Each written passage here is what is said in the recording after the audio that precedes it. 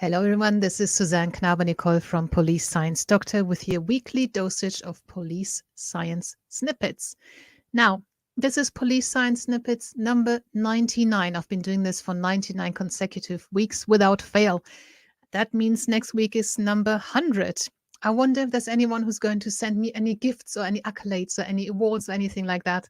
I know a lot of you guys are watching these snippets. A lot of you guys are getting them emailed straight into your inbox. If you are on the Police Science Doctor email list, I send them out every Tuesday with the link to the original research, and you can build up yourself a PDF library of all the snippets that have passed through the Police Science Doctor channel.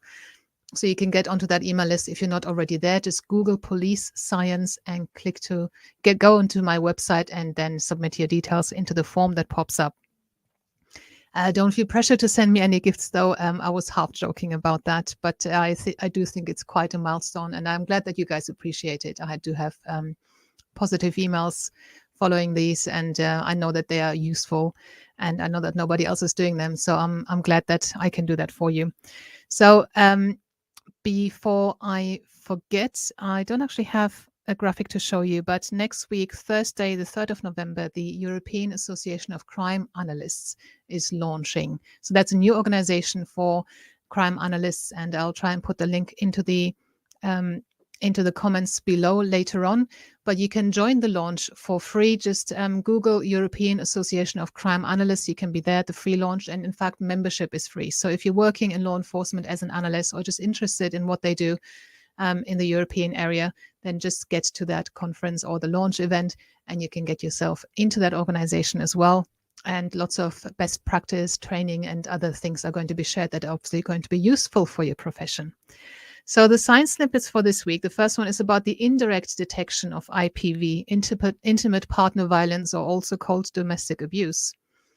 And this research found that they could use a scale which they're using during a routine health appointment during pregnancy to detect intimate partner violence. So without asking the victim directly about IPV, they were able to find an association between IPV and certain other aspects. So single marital status, thinness of the patient, more than 4 previous pregnancies, and having trouble with a family member are significantly associated with intimate partner violence. So obviously there's, especially in some countries, there's still a stigma to reporting any domestic abuse. And instead of asking, especially if you're in an area or country or culture where this is still very much a taboo and victims do not disclose, these are factors that are associated with domestic abuse. So hopefully you can offer some support and maybe initiate some conversations, or at least instill some trust in the patient that you're speaking to. The second snippet is about coercive control legislation implementation.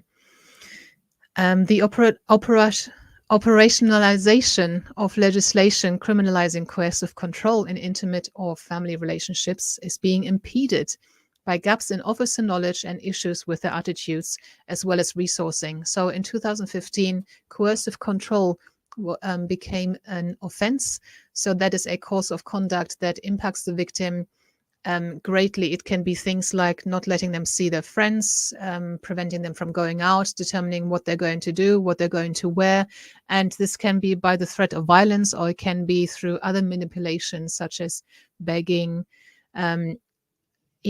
making the victim feel guilty when they go out and things like that. So it can be very subtle, and it can actually be mistaken for romance. And, I don't like it when you go out. I'd rather spend every evening with you.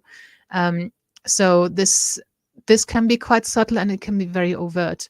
And officers are actually struggling sometimes with this offense. So it has been an offense since 2015, but actually operationally investigating it and prosecuting it is difficult. So this research looked into that. Officers find this particular offense problematic to pursue and investigate, especially if the two parties no longer live together. Also, the threshold for evidencing it is perceived to be very high, meaning officers feel that most victims' cases do not meet the seriousness required to prosecute. Furthermore, gendered views sometimes caused officers to fail to identify coercive control.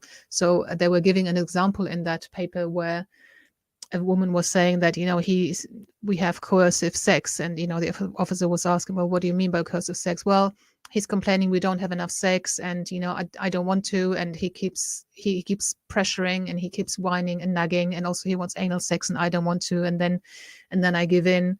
And the male officer interpreted this as, well, it's quite normal that in a relationship she might be less interested and he's more interested, rather than spotting there's a course of conduct here where she's saying she doesn't want to, and she gives in to sort of keep the peace, and she gives in to pressure, and that is actually coercive behavior. So the officer failed to recognize that because they had gendered views about what happens with sex drive in relationships. So a very interesting article.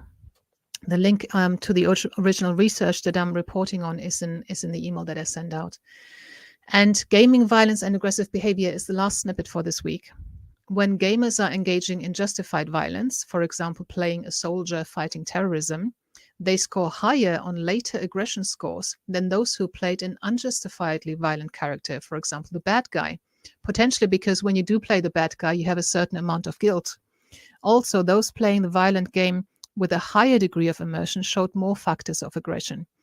So whereas you might think that, okay, if you're playing the good guy in a violent game, that's, you only going into violence that's justified and you have a right to, you fighting the bad guys. But actually it's the opposite. Those who felt justified in being violent in those video games later had higher aggression scores than those who played the role of the bad guy in the game. And also, the more immersive a violent video game is, the more likely people are to score higher on aggression later on. Video games are going to become more and more immersive with virtual reality, augmented reality, and these kind of factors. So that is certainly something that can be very relevant and very problematic in the future. So these were the science snippets for this week. Again, I hope to see you next week. It's going to be number 100, and it's going to be broadcast around the same time as usual, around 2 p.m. in the afternoon in the UK. So if you want to join in live, do come and say hello in the comments, introduce yourself, do some networking in the comments, say what, where you work and what are you working on and where you're from. And if you've got any opinion on these snippets, feel free to put them into those comments as well. The more people actually comment on the live stream, the more other people who are online is going to be shown to. So let's make it a celebration. The 100th police science snippet, that would be great. So that will be next Tuesday. I don't know what's the date next Tuesday. It's going to be the 1st of November, actually. So that's going to be quite a special one, I hope. I guess the snippets are going to be the same as usual, but obviously a significant milestone and something I'm very proud of. So thanks for watching. Thanks for being with me on this journey, and I'll see you next week. Bye-bye. Thank you for watching. I hope you found this content useful. You can get access to each episode's transcript with key learning points, timestamps, and references if you get yourself onto my mailing list. Just go to the main website on policesciencedoctor.com, and on the bottom of each page you will find a sign-up form for notifications of new content. Just enter your first name, your preferred email address, and the type of organization you work for. You will not get any spam. This is just for me to let you know about new content and for you to get access to all the transcripts.